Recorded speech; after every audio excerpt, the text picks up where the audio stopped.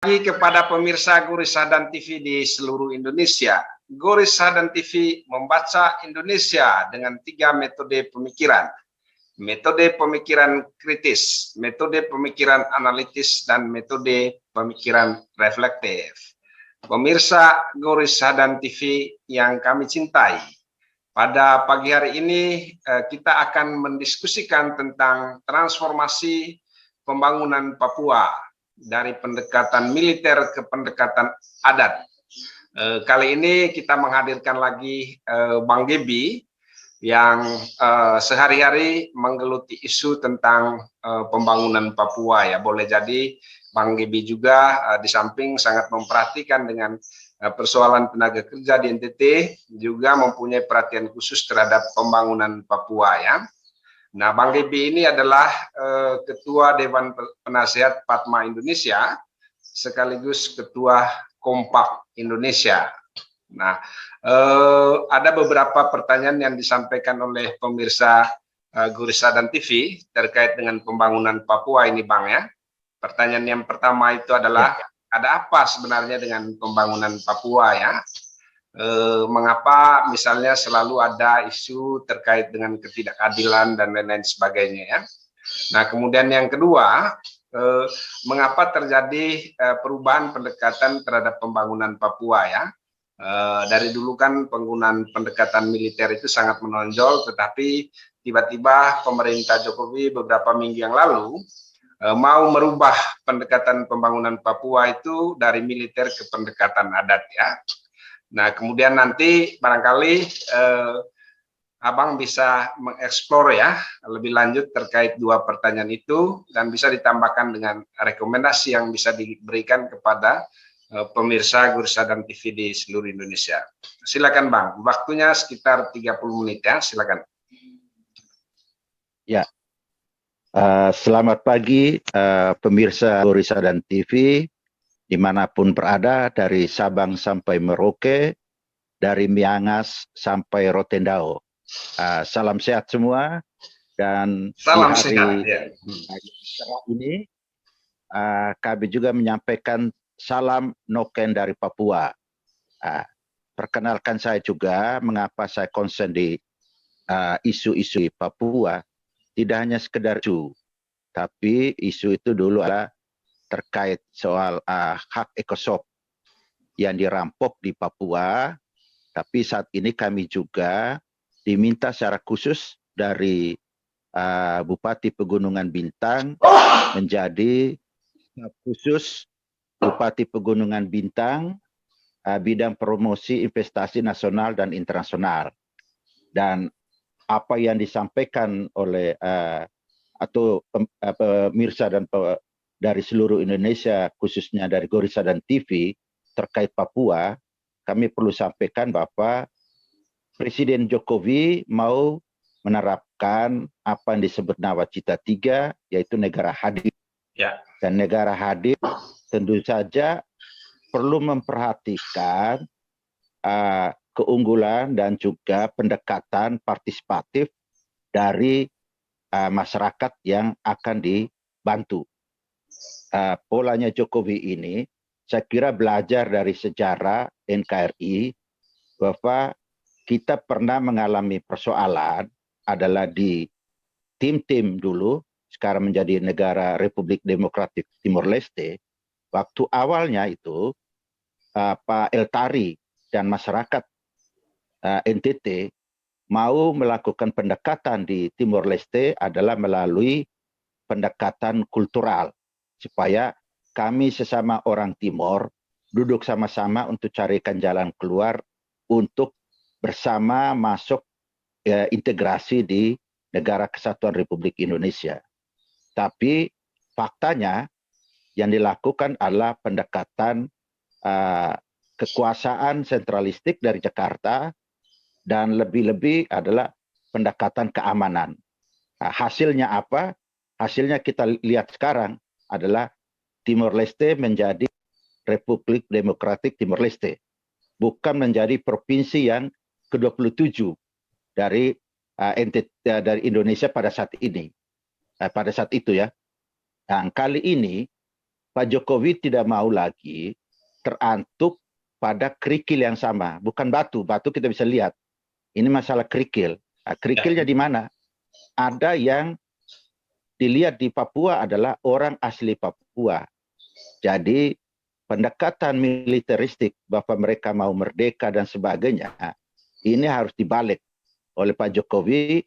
Mengapa kita tidak mempersiapkan SDM Papua, khususnya orang-orang asli Papua, untuk menjadi subjek dalam partisipasi pembangunan. Nah, hal ini sangat penting, jangan sampai adalah membangun infrastruktur. Waktu itu di Timur Tim waktu itu pembangunan fisik luar biasa, tapi SDM-nya tidak disiapkan dan mereka menjadi tersisih dan terpinggirkan. Hasilnya apa? Mereka menjadi resisten dengan Indonesia karena pendekatan militernya. Jadi hal yang seperti ini jangan dibawa lagi ke Papua. Papua ini adalah orang juga yang punya harkat dan martabat. Maka mereka juga punya adat istiadat.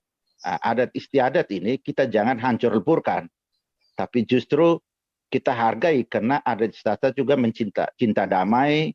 Dia juga menerima pendatang secara kultural dan mereka juga adalah bagian dari bangsa Melanesia, maka ada kekhususan yang melalui Otsus. Jadi Otsus ini, otonomi khusus ini tidak hanya sekedar untuk sebuah undang-undang, tapi juga implementatif adalah menghargai hak-hak ekosok dari masyarakat adat Papua. Jadi misalnya orang asli Papuanya.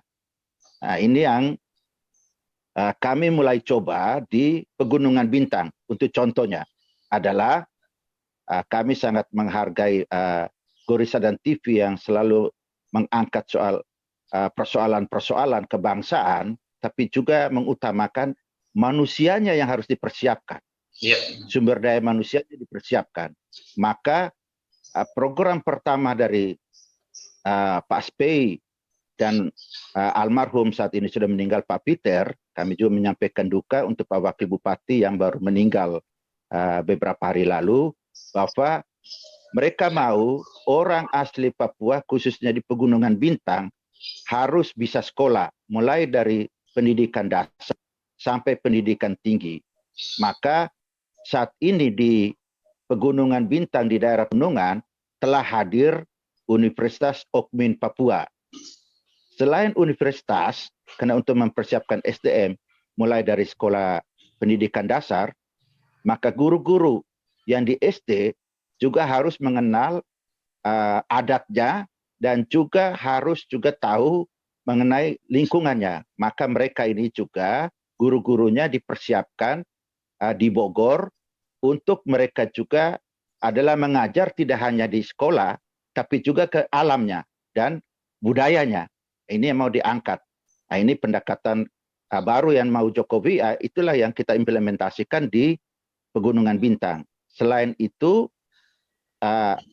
kita juga setelah ada SDM yang bagus, kan juga perlu promosi dan publikasi.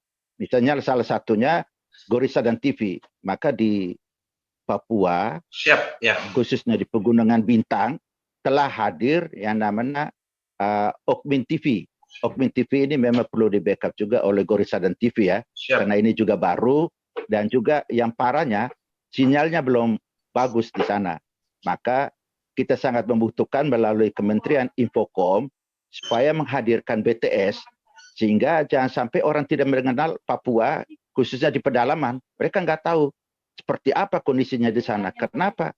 Jangkauan internetnya itu belum ada. Maka perlu dihadirkan supaya tukar menikir informasi dan dokumen seperti Gorissa dan TV ini bisa ada juga di Papua dan bisa ditonton oleh masyarakat adat Papua. Jadi hal-hal ini yang kami telah persiapkan bersama dengan masyarakat supaya SDM-nya siap, dipromosikan. Nanti juga ada rencana, nanti Gorissa dan TV juga mendukung, ada festival budaya Melanesia dan juga nanti ada festival kopi kopi yang terkenal seperti kopi Arabica Flores, Bejawa maupun Ruteng, Casturonya ada juga di Eksotik sendiri adalah kopi yang ada di Pegunungan Bintang.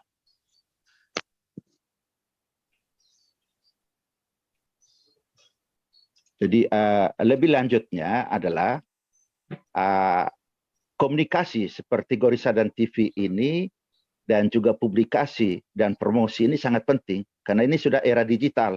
Ya. Jangan sampai kita masih di zaman batu. Nah, ini perlu pendekatan tadi tidak hanya sekedar art, tapi hadirkan era digital di sana juga loh, supaya orang seperti apa, adat seperti apa yang bisa orang tahu dari wilayah lain di NKRI. Ini menarik sekali, Bang, tentang dua hal ya. Yang pertama tentang bagaimana memperkuat saluran informasi ya di Pegunungan Bintang ya. Kemudian yang kedua tentang pembangunan manusia di Pegunungan Bintang ya. Nah, kira-kira di dalam dua hal ini sejauh ini langkah-langkah yang sudah dilakukan apa selain mendirikan universitas begitu? Apakah masyarakatnya sudah benar-benar dipersiapkan? Ya, saat ini masyarakatnya sudah dipersiapkan dan sudah berjalan, tapi ada juga yang mengganggu dalam arti dari pendekatan tadi mau menuju ke pendekatan masyarakat adat atau pendekatan kultural, mau coba dipelintir ke pendekatan keamanan, security approach. Yeah. Maka kalau kita mendengar ada peristiwa yang terjadi, itu dalam tanda petik tanda tanya besar itu. Ada apa ini? Mengapa harus menciptakan trauma ketakutan, tapi tidak menciptakan untuk pendekatan budaya, kultural, cara adat untuk mari kita membangun bersama. Jadi ini juga hentikan proyek-proyek untuk proyek keamanan dan proyek untuk kepentingan mau merampok hak-hak ekosop atau investasi yang ada di Indonesia Timur, khususnya di Papua. Jadi mari kita seperti Pak Jokowi, pendekatan kemanusiaan melalui penghargaan terhadap adat istiadat dan juga stop untuk pendekatan security approach atau menciptakan seolah-olah tidak aman untuk melakukan pendekatan security approach dalam konteks ada udang di balik batu untuk mau merebut aset-aset melalui pendekatan militeristik. Itu yang kita akan lawan. Maka manusia Papua, khususnya orang asli Papua, harus menjadi subjek, bukan objek untuk dieksploitasi. Dan juga dalam tanda tanya kami adalah karena kami juga ikut di sana, mana ada sebuah orang yang mau merdeka atau mau menginginkan kemerdekaan, pendekatan yang dilakukan adalah menghabisi warga sipil. Itu tidak ada. Yang ada adalah hanya orang-orang yang pelaku kejahatan yang harus ditangkap dan diproses hukum. Karena kalau orang yang mau menginginkan kedaulatan negara sendiri, dia tuh harus cinta damai, menghargai para nakes, para pendidik, bukan membumi hanguskan dan menghantam para sipil. Ini untuk apa? Untuk meraih dukungan internasional. Tidak seperti itu. Kalau yang terjadi adalah dalam tanda petik para koruptor di Papua itu melakukan kejahatan dengan seolah-olah ada KKB. Itu harus dihentikan. Kita tangkap para pelaku dan aktor intelektual kejahatan tersebut, termasuk yang koruptor yang ada di. Maka Kompak hadir untuk melihat ada koruptor kita tangkap. Jangan seolah-olah oh ini ada KKB, maka perlu hadirnya TNI atau Polri untuk melakukan security approach. Bukan itu.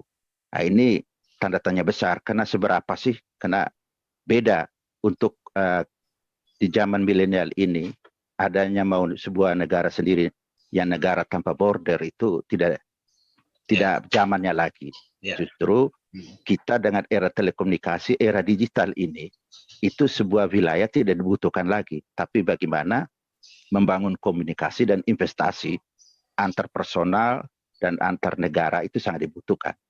Bukan pendekatan keamanan semata-mata. Itu bukan zamannya lagi. Kekerasan tidak menjamin di era digital ini. Bang, ada dua yang sangat menarik sebenarnya yang Abang sampaikan ya. Yang pertama terkait dengan investasi ya, atau bisnis ya. Terutama misalnya mungkin bisnis militer lah ya. Sekarang kan misalnya ada persoalan terkait dengan Luhut ya, dengan Haris Ashar ya. Kemudian yang kedua itu ini juga terkait dengan korupsi ya. Saya rasa dua hal ini seperti tali temali gitu ya. Jadi ada bisnis militer di satu sisi, kemudian ada korupsi di sisi lain, dan itu semacam terintegrasi ya, bekerja sama, dan kerjasama itu yang menciptakan ketidakamanan di Papua ya, dan itu sebenarnya adalah mengganggu ya program dari Jokowi ya untuk pembangunan manusia. Betul. Kemudian pembangunan sumber daya alam di Papua. Gimana Bang menilai itu? Ya, jadi saya melihat begini, ini bukan bisnis militernya, tapi bisnis kolusi antara kaum kuat kuasa dan kuat modal dalam tanda petik yang rakus untuk menguasai aset-aset tidak hanya di Papua, di wilayah mana saja. Tapi mereka menggunakan militer untuk menjaga supaya mereka merampok dengan seenaknya. Kita hentikanlah, jangan lagi terjadi seperti di Freeport. Maka di Pegunungan Bintang, khususnya dari perbatasan Papua Nugini, kita menghendaki partisipasi masyarakat asli, maka mereka dipersiapkan SDM-nya, sehingga mereka juga bisa berkolaborasi dengan investor yang berwajah kemanusiaan dan mau menghargai harkat dan martabat orang asli Papua, supaya mereka tidak hanya dijadikan objek atau dirampok hak-hak ekosopnya mereka untuk memperkaya diri korporasinya dan menggunakan kekuasaan untuk merampok tersebut. Ini harus kita hentikan. Belum lagi menggunakan elit-elit Papua yang tanda petik adalah koruptor untuk mengamankan. Pada saat KPK atau aparat penegak hukum mau menangkap, maka mereka melakukan dalam tanda petik seolah-olah pelaku aparat penegak hukum, khususnya Polri dan KPK, jangan juga diam dan tidur untuk proses hukum, tangkap pelaku dan aktor intelektual koruptor yang melakukan perampokan terhadap hak-hak ekosop melalui dana otsus di Papua. Tapi mereka tidak menikmati hak-hak mereka. Ini juga yang terjadi di Nusa Tenggara Timur. Hak-hak ekosop mereka dirampok oleh elit, maka mereka menjadi korban human trafficking. Untuk di Papua jangan sampai mereka menjadi korban adalah eksploitasi hasil buminya mereka, dan mereka menjadi dituduh atau distigmatisasi sebagai orang yang mau merdeka. Padahal mereka mau merdeka untuk menikmati kekayaannya, untuk bisa punya hak untuk mendapatkan pendidikan, punya hak untuk mendapatkan kesejahteraan, bukan dicap sebagai pemberontak. Ini harus dihentikan. Orang kritis belum tentu pemberontak. Maka jangan sampai di NTT jadi korban human trafficking, di Papua jadi korban kekerasan militeristik. Itu harus di stop. Mari ikut kayak Jokowi, pendekatan kita ini orang sama-sama orang adalah ciptaan Tuhan, citra Allah, maka kita harus menghargai dan kita bangun sama-sama Papua ini. Jadi jangan lagi bahwa mereka ini berbeda, tapi kita sama sebagai citra Allah, adalah ciptaan Tuhan, maka kita harus saling mendukung dan menolong. Berilah kesempatan untuk dipersiapkan SDM-nya, bukan dibiarkan mereka tidak sekolah, akhirnya dieksploitasi kekayaan mereka untuk kepentingan korporasi yang jahat dan juga yang tidak berwajah kemanusiaan. Ini harus di stop tidak hanya di Papua, tapi di wilayah NKRI ini, termasuk di Nusa Tenggara Timur, di Kalimantan, dan di negara-negara, di daerah-daerah seperti Labuan Bajo dan yang lainnya. Mari pendekatan tadi mendekati secara kultural, di mana mereka menerima secara baik dan mereka juga mau maju. Jangan belajar dari Amerika, orang Indian dihabisin, akhirnya mereka menjadi genosida dan terpinggirkan. Hal ini tidak boleh terulang lagi. Saya kira Jokowi sangat peka mengenai ini. Mari kita dukung Pak Jokowi untuk membangun dari pinggir dan membangun dari wilayah terdepan NKRI. Salah satunya Pegunungan Bintang adalah wilayah yang belum dijamah untuk pembangunan perbatasan. Kalau jalan yang sudah tembus dari Kerom menuju Batom dan juga dari Bovendigul menuju Pegunungan Bintang, maka transnasional perbatasan dengan Papua Nugini sangat luar biasa dan ini akan membawa dampak ekonomi dan investasi bagi Indonesia di dunia internasional. Melalui Gorissa dan TV ini kita juga promosi supaya negara maupun pusat PUPR segera membangun jalan trans perbatasan dan pos perbatasan di Batom karena di situ akan dibangun Universitas Okbit Papua. Oke, menarik sekali ini Bang ya. Ada kata kunci sebenarnya yang Abang sampaikan itu ya terkait dengan perilaku elit ya, elit lokal ya, dan perilaku elit ini tidak hanya di Papua ya, tetapi juga di NTT ya, di banyak tempat yang lain ya, yang menyebabkan terjadinya eksploitasi sumber daya alam dan juga kekerasan ya terhadap masyarakat ya. Dan saya rasa Jokowi selama ini sudah banyak ya yang dilakukan untuk melakukan transformasi ya. Kalau Abang lihat di Papua gimana?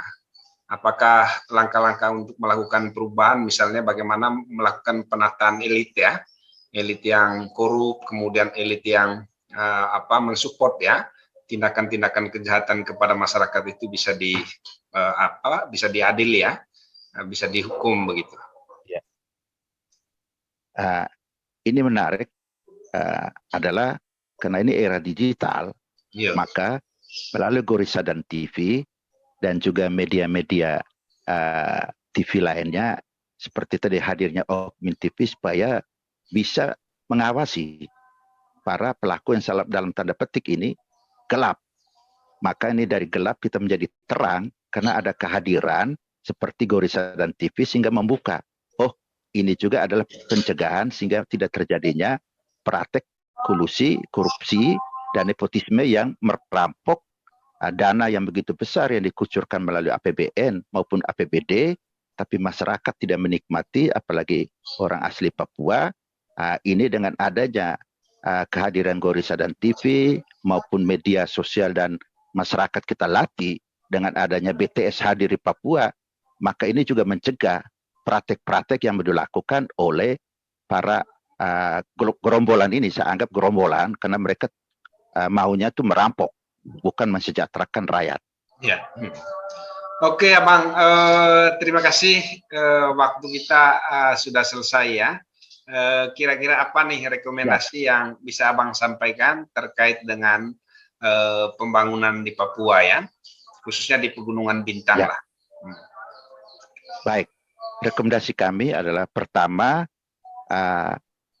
Kementerian Kominfo supaya segera membangun BTS di seluruh wilayah distrik dan kampung di perbatasan Papua Nugini yaitu di Pegunungan Bintang.